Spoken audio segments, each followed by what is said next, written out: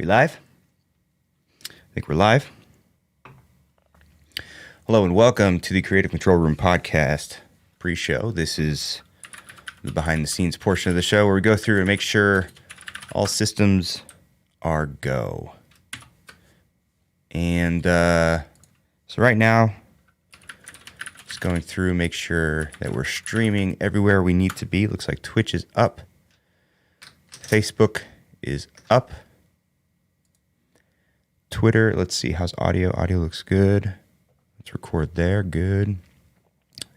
Yep, Twitter is up. Awesome. And the live stream is up as well. Very good, very good. I think. It's not, let me refresh this page here. How we looking? Okay, cool. We're up on the YouTube. So now, let's see, lighting. Lights are on, accent lights are on. We've got our camera angles. We've got camera 1, we got camera 2, we got camera 3. The colors are off in this camera. I need to fix that at some point. But there we go. Camera angles are good. We're recording here, recording and streaming in OBS. We've got all of our files open that we need for today, I believe. So I think we're good there. And am I forgetting anything? I say every time I need to write down a checklist for all this stuff, and then I never do. But that's okay. All right. I think we're ready to go. Cameras are on. Everything is being recorded. So let's do this. Got a lot packed into today's episode, so let's see if we can get through this one. Okay. How did I do this intro before? Let's go ahead and get into it. Ready? Here we go. This is the Creative Control Room podcast, a show for creators, makers, and doers where my goal is to help you make to the max. Hello and welcome to episode number 99. I am your operator, Ryan Hafey. Welcome to the show. Today's show, we are going to be doing a couple things. I'm going to be showing you a new tool within OBS that's going to help take your live stream appearance to the next level, potentially. Got a little bit of news we'll get into here shortly. Also going to be doing a live color grading of some footage I shot recently. I just kind of give you guys a glimpse into my color grading process. So that will come at the end of the show. But first, if you are new here, this is the Creative Control Room. This is where I do all things related to photography, video, video editing, video production, live streaming, podcasting, FPV drones.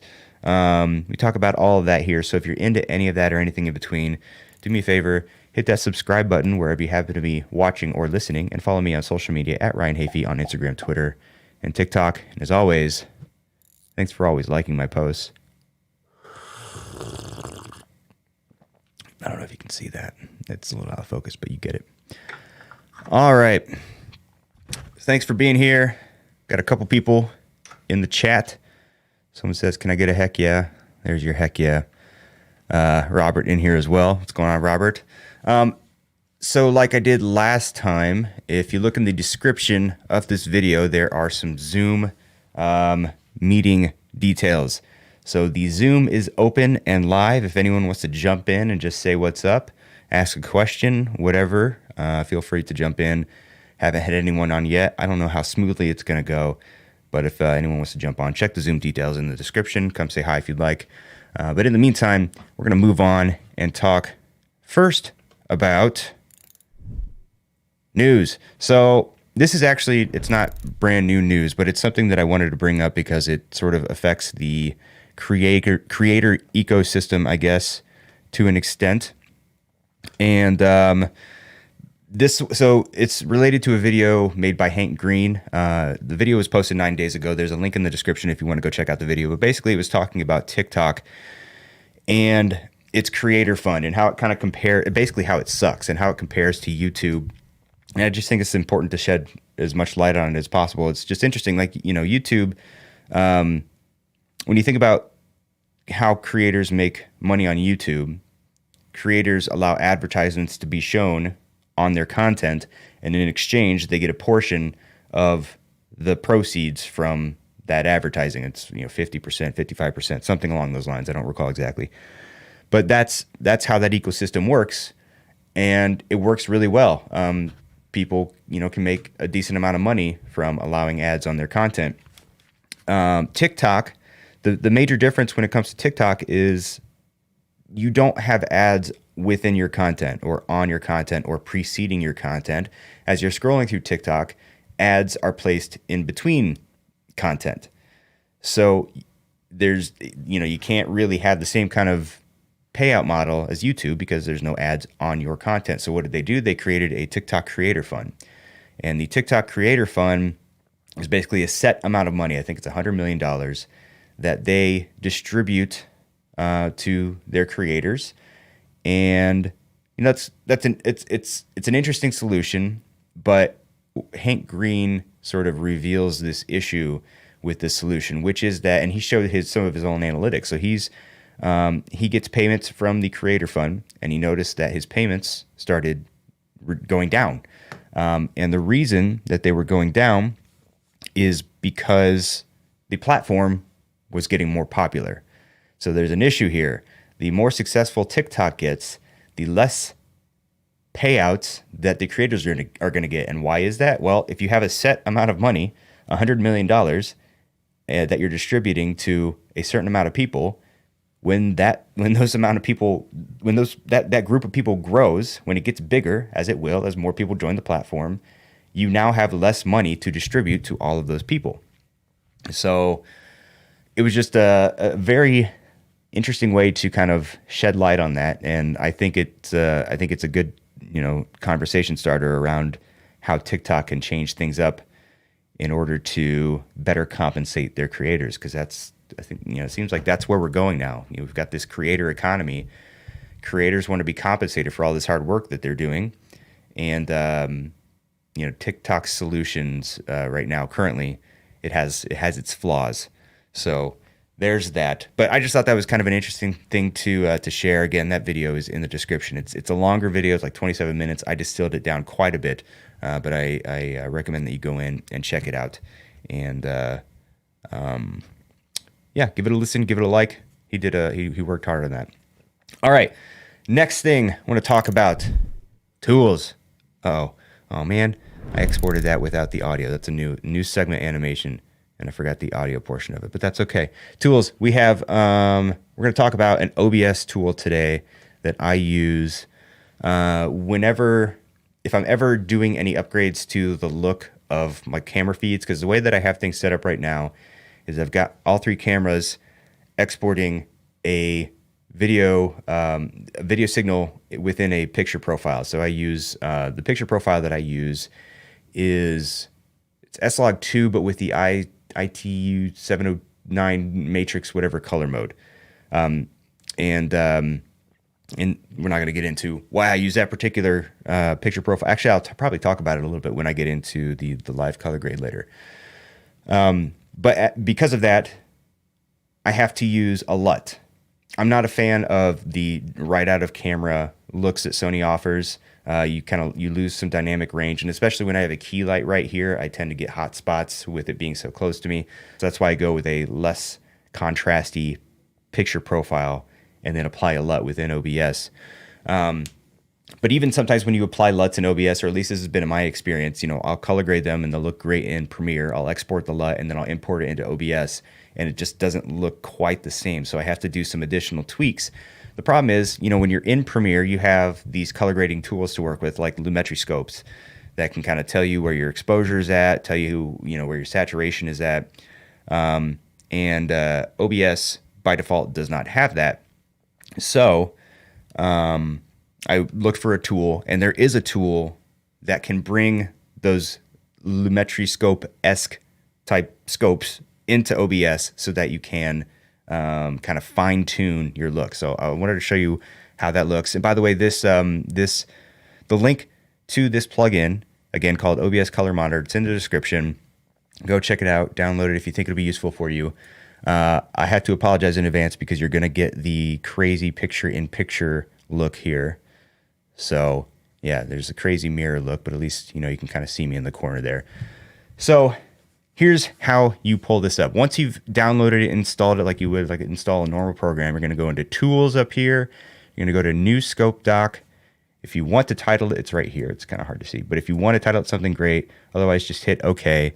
And then boom, all of a sudden, you get these scopes here on the left side. Now, again, because I have this crazy infinity effect going on right now, what you're seeing here is not going to be very representative of, just my camera angle here. So imagine, though, that you just had your primary camera angle on the screen here, and you could actually go through and look and say, oh, it looks like, I'm clipping some highlights, or I'm a little too dark in some areas, or, like, oh, I'm way oversaturated or way undersaturated. You can do that. You figure that out using this here. And then as a result, you can then go in to your camera source, which for me, it's this one right here, A10 Mini. If you go to filters, so you can see I have my LUT, which is this one here. It's probably a little small on the screen, but I have basically two filters applied. One is a LUT, and then another one is a color correction effect that's built into OBS. So there's not much you can do with the LUT other than changing the intensity of it. But if I go into this color correction here, I have some additional options like gamma, contrast, brightness, et cetera, et cetera, et cetera.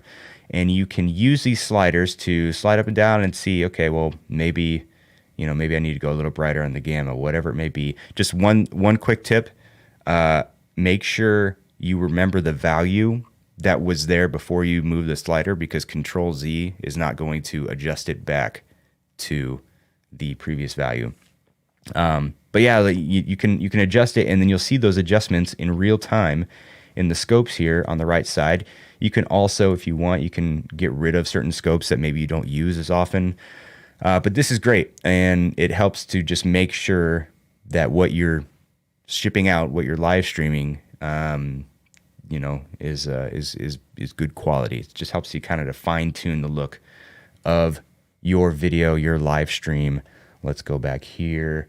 One thing I will say about the scopes, as handy as they are, I have noticed maybe a little bit of lag in performance, or just reduction in performance when the scopes are open, probably just using more processing power, whatever it may be.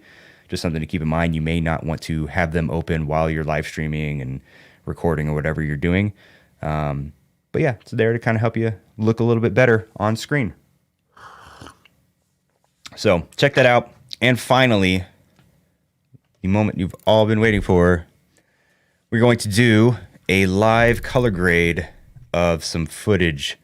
So let's go back here. We're going to come into the monitor here again. So I've got some footage queued up here. This is from a recent Can't Visit, See a Fighter, Mario Barrios. And I've just got one little clip here.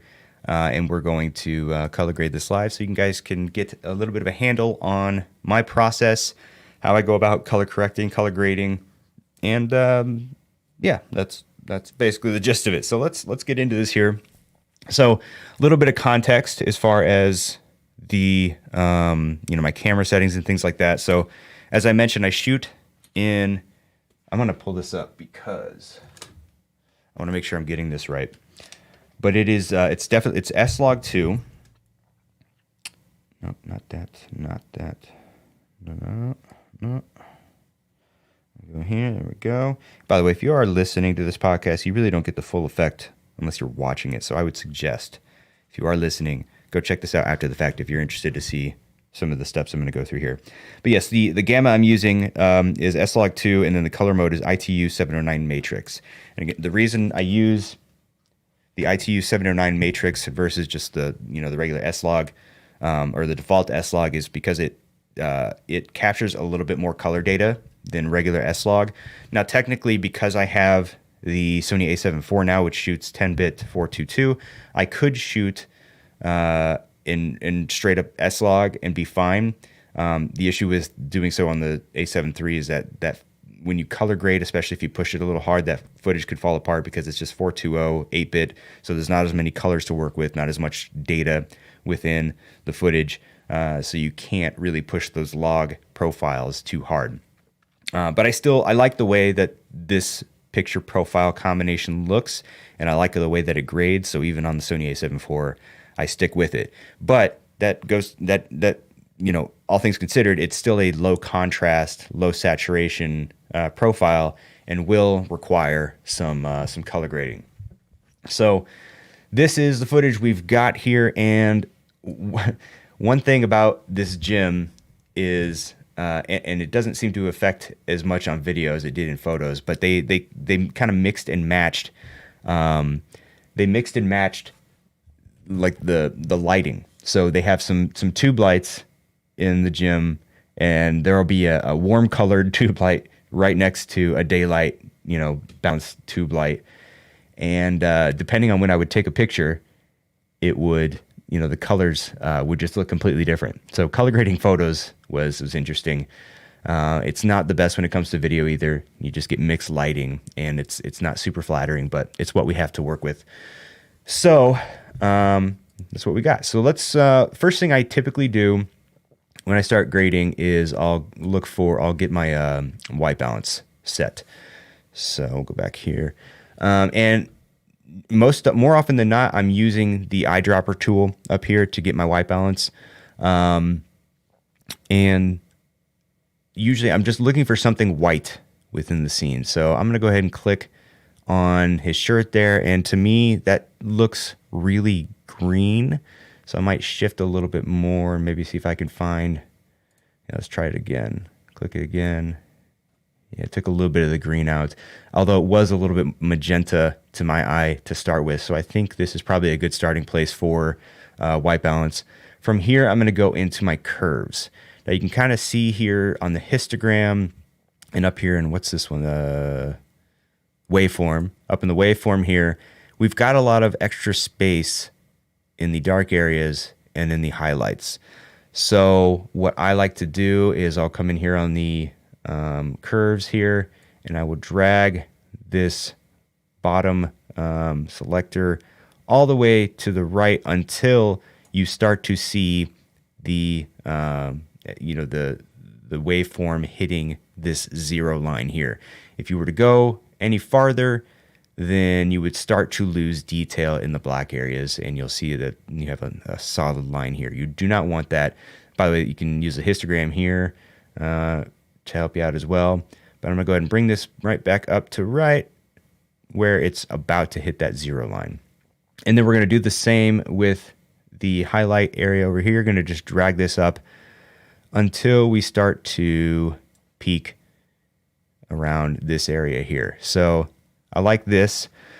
See, Robert says, do you ever get to control the lighting when you film in the gym? Would be cool to see what you capture if you control the environment. Occasionally. There are times when we can bring in a little bit of our own lighting. There's also times when we're in the gym at the same time that, like the networks are in there, and they tend to bring a whole production crew and a whole bunch of lighting. But even them, for the most part, unless they're doing some kind of sit-down interview, they're not really controlling the lighting all that much. They might have a couple light panels here and there, but that's about it. Good question. Okay, so now that we've kind of played with our contrast a little bit, you can already see if I turn all the effects off, you can see that we've got a little bit more contrast there. We've moved from a magenta shift over to a more natural looking shift there. Might even still, to my eye, a little bit on the green side. So I might move that just manually more towards the magenta, my tint that is. And once I've got that done, I'm going to go in here and fine tune everything using the basic correction panel using just some of these different adjustments here. So might bring the blacks down just a little bit more. Whites don't really have a whole lot of room to go anywhere, so I'm going to leave those there. And shadows, I kind of want some more contrast out of this. So I'm going to bring some of these shadows down a little bit maybe. And as a result, it brought some of the blacks down a little bit too low, so I'm going to bring blacks up just slightly there.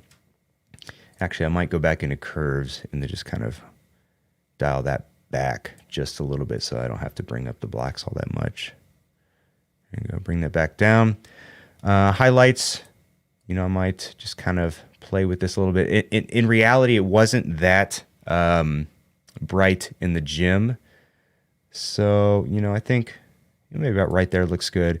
And I typically like to apply a little bit of contrast just to kind of get that, you kind of see how a change in contrast really affects the look of the footage. So I usually bring it up, I don't know, between like 10 and 15 or so. And then still looking back at the waveform, making sure that I'm not clipping anything. And I think that we're looking good so far. Creative down here, actually I'm gonna go back in basic. I'm gonna bump up the saturation just a little bit. So one little tip here. So this is what is this? Vector scope, YUV. So this basically kind of shows you where your saturation levels are at. These lines that connect the different colors, to my knowledge, that's related to TV specs, television saturation specs.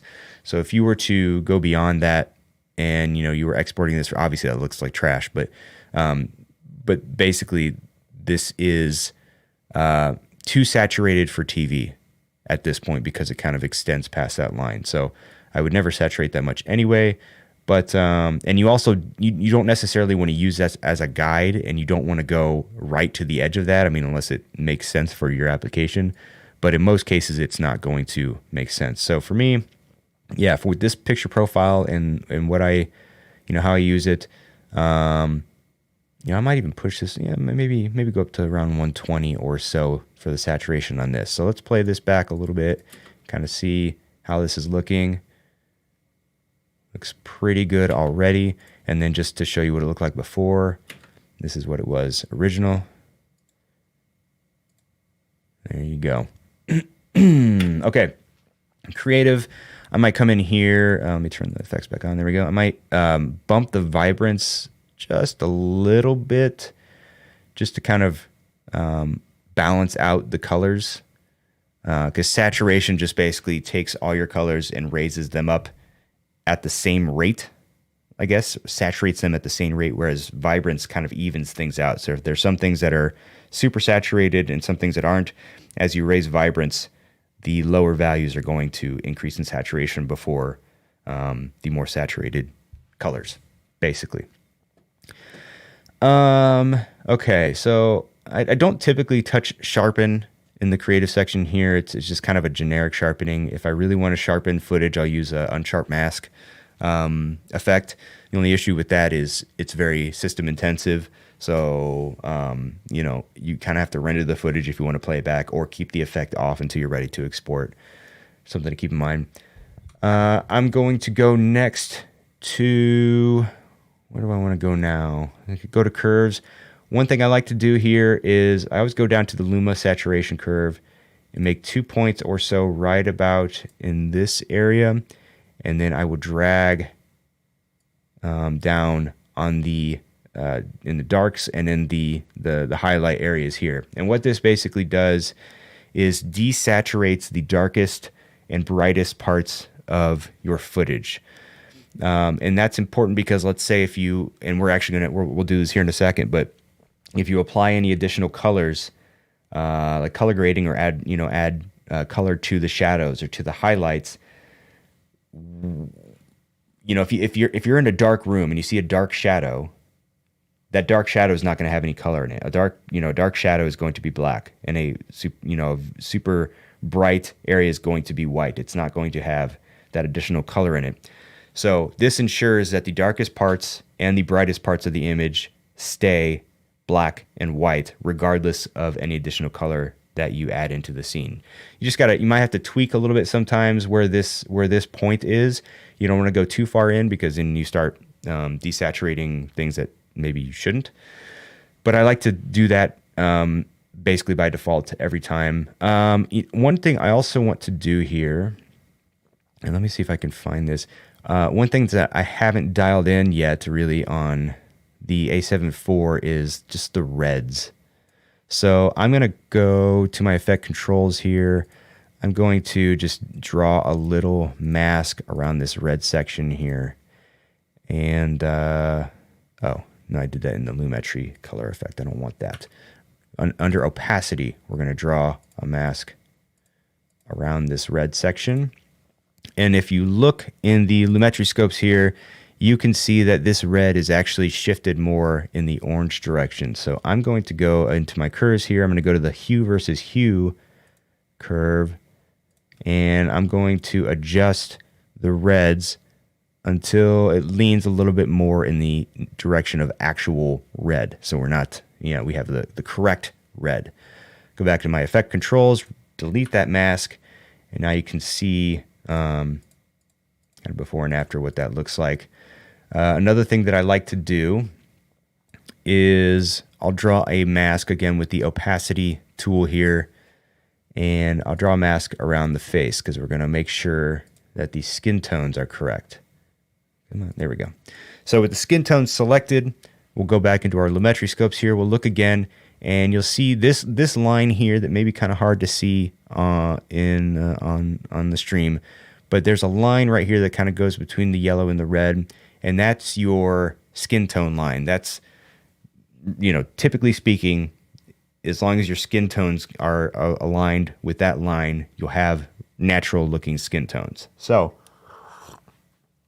in this case, we're pretty much right on that line there, so I'm not going to do anything to the skin tones. And also adjusting that red probably helped because, as we know, there's red in skin tones. So we'll delete that. No need to touch that. And now we're going to go to HSL secondary. So there's the popular orange and teal look, which I'm a bit partial to. I don't push it as far as some people do. But, the concept behind the orange and teal look, it's also part of the reason why I have some teal behind me here. That's because teal and orange are contrasty colors. So, especially if you're trying to bring attention to people, their skin tones, and like make people stick out on the screen, you put a contrasty color behind them or around them to make their skin tones stick out and kind of draw your attention to them a little bit more. This actually, in this scene here, there are some cool tones in the background, and he does stick out quite a bit. But that may not be the case for the entire clip or for all the footage that I have. So what I will do is, and basically what HSL secondary does is it allows you to isolate the skin tones and then apply certain colors everywhere else. Or you can isolate whatever color you want and then apply colors elsewhere. So I'll show you how that works. So I'm going to go ahead and grab this dropper here within HSL secondary, and I'm going to just click right on his skin tones. First thing I do is I'm going to expand this hue slider a little bit so it grabs a little bit more. I don't want to go too crazy. And then I'm going to grab this slider, expand that a little bit as well. And the goal right now is to just isolate skin tones. So, okay, look good there. And then we're going to grab the luminance slider. Let's see. Maybe about right. Maybe I'll extend that a little bit. Okay. Actually, I can bring this in a little bit because I don't need his hoodie. Good. And then we'll move this around about right there, maybe. Now we're grabbing a little bit of the gloves. That's okay. The gloves match the skin tones to an extent. So, you're going to grab some other colors depending on what the background looks like. But that's okay. So what we'll do now that I've kind of got those dialed in, I'm going to click this little selector, and then I'm going to invert it. All right. So now you can see what's being selected. And then I'm going to raise this denoise and blur up a little bit so that we don't have any super hard edges when we apply our background colors. All right. Once you got those, you see the edges are a little bit softer. I'm going to go ahead and deselect this. And then I'm going to grab this slider, and you can put whatever color you want in the background, but you notice that no matter where I turn the slider, the skin tones remain the same. But I want a little hint of teal in here just to make them stick out a little bit more. Might be a little too much. Let's see. And I may even shift it green just a little bit because of the cool tones that are back there. Let's see. And this is really just comes down to personal preference, what looks good for you. If I turn that off, turn it back on, you can see how the background goes from a little bit of that purple color to more of that blue. And his face sticks out a little bit more. And it's a subtle shift. So you, again, with the stream and how that changes, I don't know if it comes through 100%. But there's before and there's after. And again, just kind of makes him stick out a little bit more. So let's play this back and see what we're looking like so far. So that to me looks pretty good. Let's look again at the scopes here. I like to drag along, make sure that we're not clipping during any portion of it. And it looks like we're not. We do clip a little bit in the highlights when we get to this point because of this hot spot here. Sometimes it's going to be a little bit unavoidable, and I'm not too worried about it because we don't need any detail there per se. But let's play this back now before. So this is the before. Low contrast, low saturation. All right. We'll go back to the beginning, turn it back on. And this is what we've got now. And this HSL secondary is really powerful. It can be powerful when it comes to the type of look that you're going for. There's other things that you can do that I don't typically mess with a whole lot. One of them being, let's find a good frame there. Here we go. We'll go like color wheels. You can apply certain looks, certain general looks. Like movies like, I think it was The Joker had more of a kind of a green cast. So you could use some of these to kind of fine tune those looks. I mean, you just keep in mind, you're adding greens generally to all shadows. So it's got to be kind of an intentional creative choice you're going for. But you can also use these with contrasts. So you have some green in the shadows, but maybe you want to add a contrasting color to the midtones. So I've applied a little bit of purple here.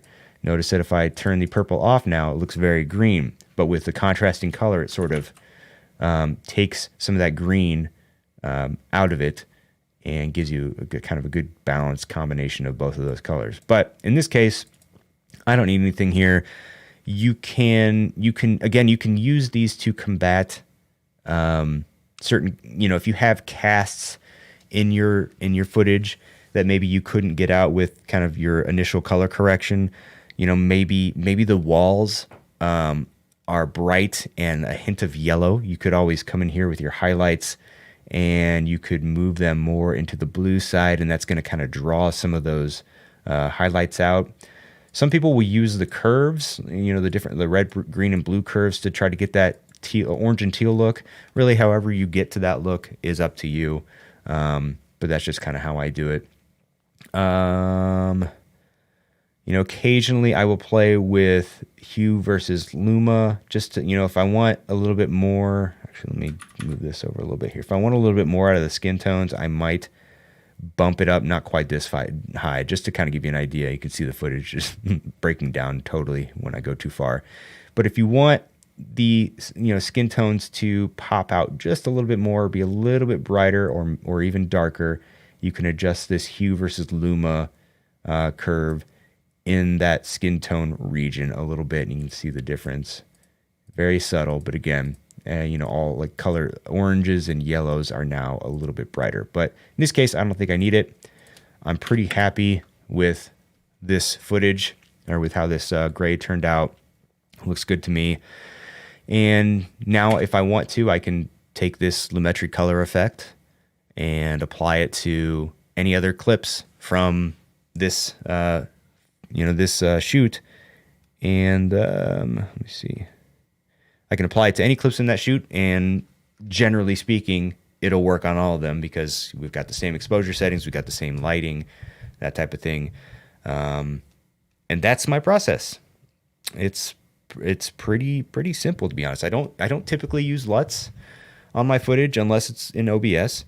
I just kind of like grading from scratch. In fact, I know a lot of people probably save presets that they will put, they'll save within Premiere, or maybe they'll create their own LUTs and export them and just kind of pop those on footage when they're grading. That works great for them. I guess I just kind of like the idea that I can get into Premiere and color grade footage pretty quickly and be on my way without too much additional effort. And at least for me, I feel like not using presets and not using LUTs allows me to just learn more about color grading. Every time I'm doing it, I'm learning a little bit more about ways to make the footage look good. So that's the process. Hope that was helpful to some of you out there. If it was, by the way, do me a favor, hit that subscribe button wherever you happen to be watching or listening. Also, follow me on social media at Ryan Hafey on Instagram, Twitter, and TikTok. And as always, thanks for always liking my posts.